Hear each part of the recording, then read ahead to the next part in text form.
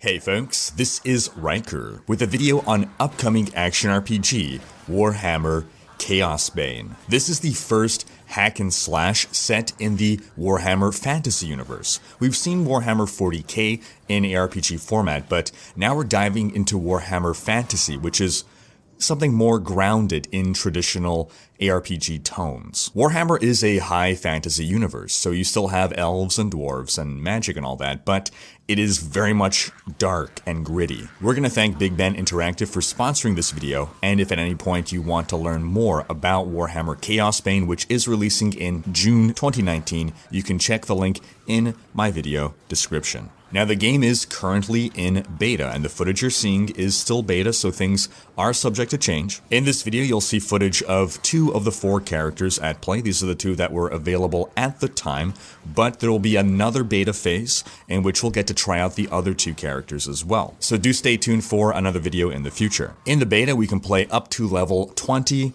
and it seems to cover the first chapter of the game. We'll include the final boss fight at the end of this video. It's a really cool fight. But diving into things here, let's start getting into the nitty-gritty. So, the skill system. aRPGs have found a lot of different ways to cover skill systems, and this one does have its own unique spin. As you level up, you unlock access to additional skills, both active and passive, and you also unlock more advanced versions of the skills you already have. It seems there's 3 tiers for every active skill. You have, as expected, a limited number of skill slots, so you have to choose which skills to take. However, as you level, you also gain skill points, and every skill costs a certain number of points. So let's say you have 30 points, well, this skill costs 5 points, but if I want the upgraded version, it's going to cost me 10 points. This passive costs 3 points. So you have to make strategic decisions because you're not only limited by how many skill slots you have, you're also limited by how many points you have available. You have to decide, man, do I want the superior version of this skill, or would I rather save those points and spend them on a passive? Now, thankfully, you can freely respec your skill points so you can try out different combinations. And further, there are certain passive abilities that you unlock throughout the game, some, for instance, by donating items to a vendor.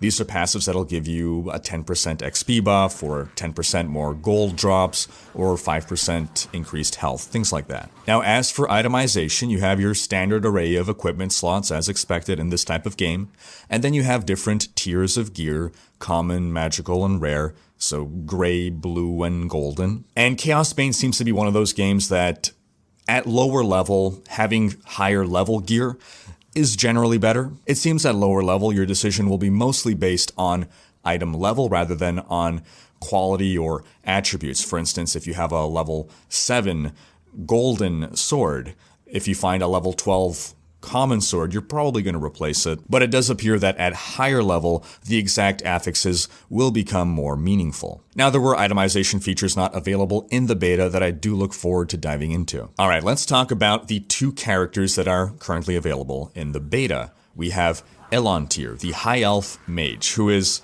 I just gotta say it right away, by far my favorite of the 2 characters. A big reason for that, though, is that I tend to really like ranged characters, particularly mages. And man, does this character satisfy me, and also add a unique twist that I've personally never experienced in an action RPG. So I'll talk about a couple of the skills of his that I use in my build. We got, for starters, our basic attack, the Akshai missile, which is basically like a magic missile. That's your energy generator, your resource or mana generator. If you level it up to rank 2, the missile turns into a fiery missile that will deal damage over time. And at level 3, it creates a wave of missiles. For a while, I was using the level 3 until I unlocked a passive that boosted my fire damage, and then I went for a pure fire build. But let's move on to the bread and butter skill that I used as a resource spender, Atheria Orb. This shoots out an energy ball that bounces off walls. I really like this mechanic, this physics behind it. It lasts for quite a few seconds, so you get a good number of bounces. You start shooting a bunch of these down a tight corridor at a good angle, and it's going to be passing through a ton of enemies. Plus, at level 2, it turns into a fireball. And wherever it travels, it leaves a trail of fire that if enemies step on it or walk through it, they'll take damage. So you can very quickly set a good portion of the level on fire, with the right casting of this skill. But then the really cool thing about the mage, the thing that I have not seen in other games, is that he has this innate power to control the direction of his last spell after it's cast. By pressing or holding spacebar, you will redirect your last cast to wherever your mouse cursor is. So you launch out an Etheric Orb, right? And then once it's passed through the enemy, you just point at the enemy, press space, and that orb comes flying back towards your cursor, striking the enemy again. Now you can only control the last resource spending projectile that you've cast. You can't control all of them. But what I like to do is launch out a bunch of these etheric orbs, and then with the last one, I'll catch it with my cursor and move it around onto enemies, keeping the orb on enemies so that it keeps ticking damage, tick, tick, tick, damaging. And as I'm holding onto this orb, I'm launching out my Akshai missiles. It's a great way of conserving resource and making the most out of your etheric orb. Now, the other key power that I use in my mage build is Step Between Worlds, which is a teleport on a short cooldown. Love that. It's an excellent escape power, excellent mobility, lets you travel really quickly from destination to destination. I really love this teleport, and the visual is super cool as well. Now, there's this extra mechanic that every character has that I'm going to call a chaos form. Basically, you have something of a chaos meter, and sometimes enemies will drop things that let you fill up your chaos meter, and once it's full, you hit a key, and you go into this ultimate form. In this form, you have only one power, but it's a superpower. And for the mage, it shoots out these spinning, spiked chaos projectiles, and you can control these just as you can control an etheric orb. Now, the mage has other powers as well, but those are the ones that I use in my build.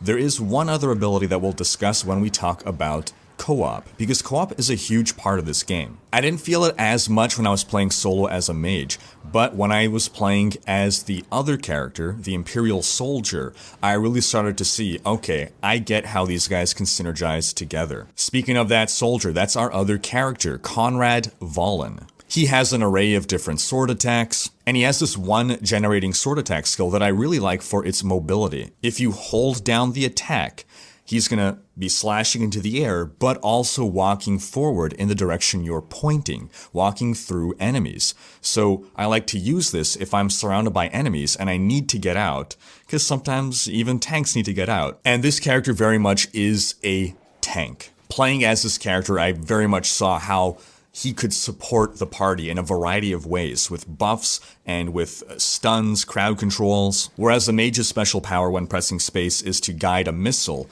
his special power on pressing space is a sort of shield stun. He has a charge attack that I like to use as an opener. Basically, we're running forward as a party.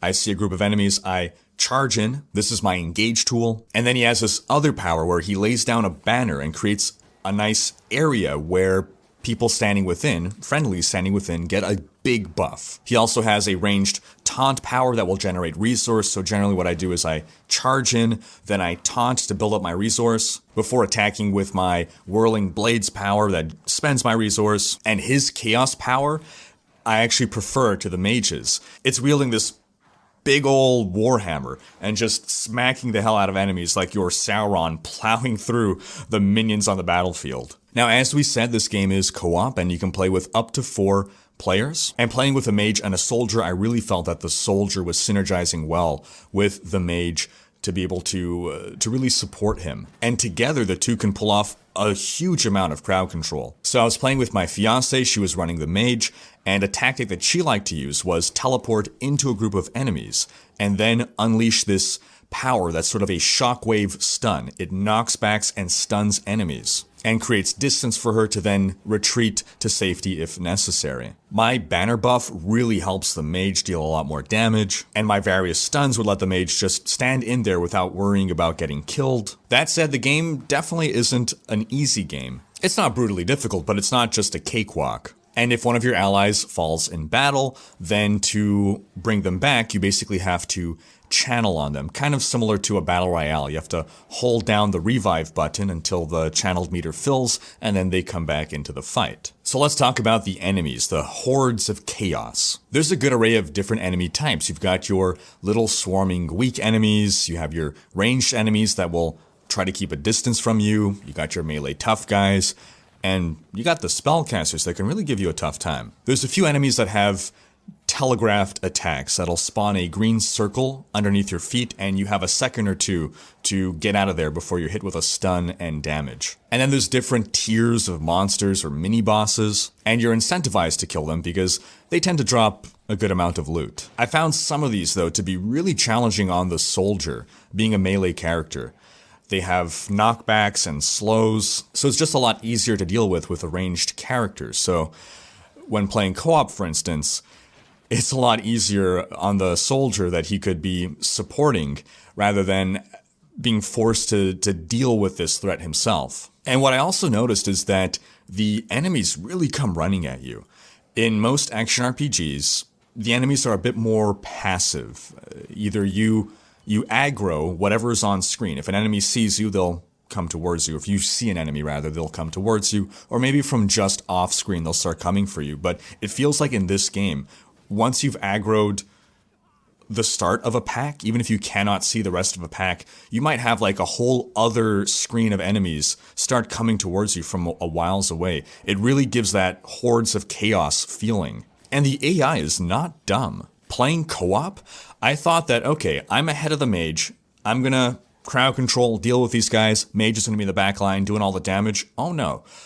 Some enemies will stop and fight me, but a lot of them just run right past me to get to the mage. I haven't figured out yet by what means this is happening. I don't know if the mage is just considered a higher priority threat, or maybe because the mage is dealing more damage, that raises its threat level. I don't know what the mechanics are, but it's definitely noteworthy and interesting. All right, now the last thing that I want to show here is just commentate straight through this boss fight at the end of the demo, of the beta.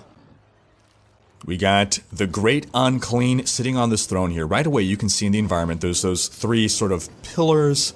Right away you can tell, okay, that's going to be used in the environment, in the fight. What I'm shooting there is the Atheria Orb. You see that green laser? Telegraphed attack. It's great when enemies telegraph attacks. It makes it such that if you have the skill, you can dodge it. It's not just a screw you, you're dead button. Bam. Right there. Poison attack. I took cover behind one of those pillars. Meanwhile, I am shooting out my fireballs. There, the spikes come out of the ground. If I were melee, I would have been in for a bad time right there. Minions are coming in the meantime. Bam, that laser. I didn't dodge that time. Not skilled enough. I gotta get good.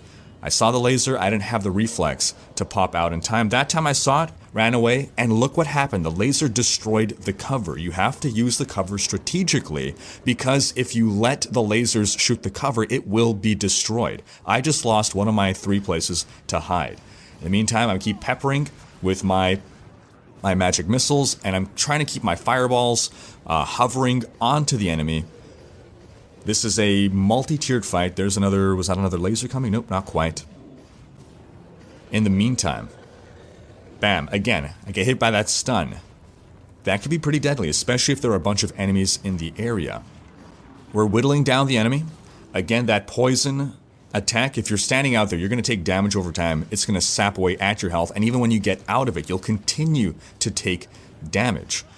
In this game, potion is on Q as sort of normal. You have a cooldown before you can use it again. The soldier has powers that lets you reduce the cooldown on that. Now you can see I got stunned there, as well as we have those green circles. I told you about those green circles. Bad time. What happened was, I was standing on the green circle, I got stunned. Now I don't know if it's just me, but I feel like that green laser is getting telegraphed for a shorter amount of time. It could be that it's because it starts on one end, and so it immediately hit me. It immediately found me. And bam. Now I think we're gearing up for another poison spray, but at this point I'm taking a bit of heat. Lots of enemies are on me. I'm having to focus on them before I can really damage the big boy, the Great Unclean. Again, trying to be very wary of where the circles are. And there you go, I stood in the poison. You see I'm still taking damage, That was a good amount of damage that I was taking. Now, That time I managed to dodge it successfully. I have to admit, full candor, this was my second time on this fight. The first time I died, I think around here on the final phase. I got overwhelmed with enemies, and while trying, my attention was too divided between the enemies and the Great Unclean, and I went down. So this is my second go at things. A little bit more experience this time, doing a little better. I've learned the different attack patterns, started to recognize when to dodge. There's a laser again, we managed to dodge it. I love that teleport power so much. As you can see, I'm reserving it for a quick dodge behind cover. I'm also dodging behind cover because I'm also expecting those poison clouds to come. Whittling him down in the meantime here. There's the poison again. I got caught on it that time. It's not an instant death, but it'll punish you. It'll punish you. My health whittled down. That's done. I got pretty low on health. Thankfully, my potion cooldown was reset. Otherwise, I was down to about, 33% health there. That could have gone ugly really fast. At this point, I'm just trying to finish him off. I'm trying to tank the damage that the minions are doing to me. I just want to kill this guy right now. But I'm also trying to stay alive because I don't want to get... Damn, I lost so much health there. That was really close. I'm getting greedy. I'm getting tunnel vision a bit and trying to kill him. I'm so close. I'm just trying to tank the damage that's incoming. And finally took him down.